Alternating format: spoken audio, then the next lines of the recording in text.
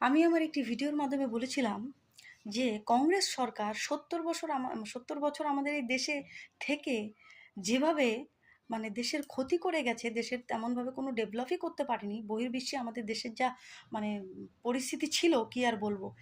গত ১০ বছরে সেই ৭০ বছরের রেকর্ড ভেঙে ১০ বছরে আমাদের দেশকে ডেভেলপমেন্টের চূড়ায় নিয়ে গেছে বর্তমান সরকার।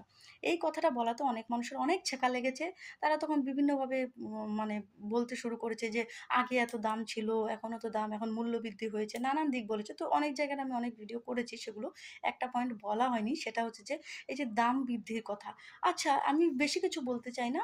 সোজা করে শুধু বোঝাতে চাই যে, আজ থেকে ২০ বছর আগে ২৫-৩০ মানে ২০ থেকে ৩০ বছর আগে যখন আপনি কোনো চাকরি করতেন, ধরুন আজ থেকে ২০ থেকে ৩০ বছর আগে একজন স্কুল মাস্টার কত টাকা বেতন পেত? কত টাকা বেতন পেত বলুন? আমি ধরে নিলাম ২০,০০০, ২৫,০০০। কিন্তু এখন একটি মানে স্কুল টিচার কত টাকা বেতন পাচ্ছে? ৪০,০০০-এরও উপরে। তাহলে যেভাবে দাম বেড়েছে কোনো কিছুর, সেভাবে কিন্তু টাকার পরিমাণটাও কিন্তু বেড়েছে, তাই নয়?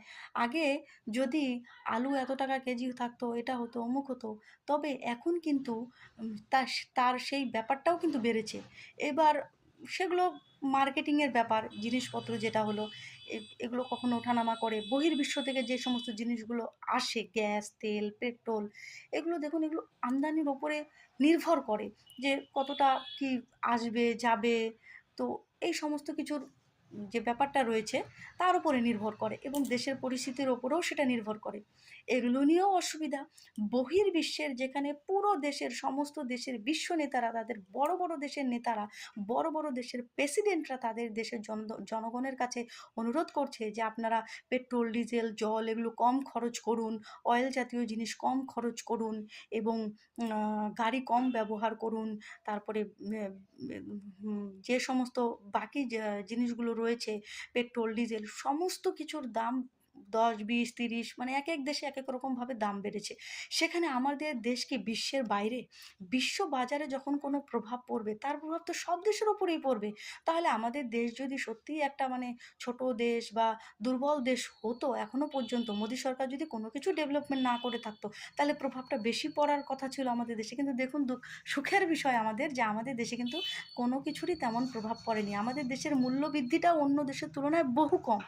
যেখানে বড়, বড় দেশে পেট্রোল, ডিজেলের দাম ২০, ২৫, ৩০, ৳৫০ বেড়ে গেছে, সেখানে আমাদের দেশে মাত্র ৳৩, ৳৪, ৳৫ বা ম্যাক্সিমাম ৳১০ এরকম বাড়ে। এরপরও কিছু